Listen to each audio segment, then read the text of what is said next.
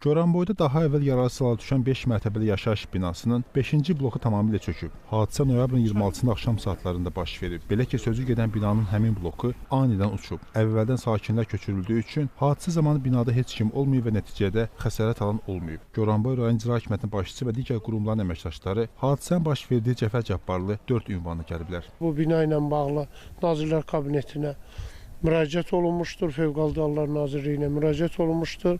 Artıq yeni binanın tikintisi ilə bağlı qərar qəbul olunub. Bina tamamilə qəzalı vəziyyətindədir və yeni binanın tikintisi ilə bağlı da artıq geoloqlar, topoqraflar rayonda fəaliyyətə başlamışlar.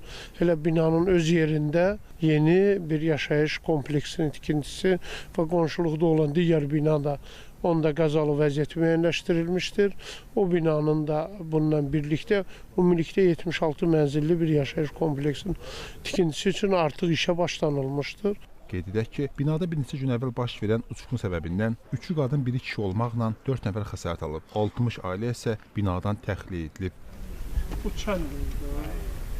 Bu dövrə.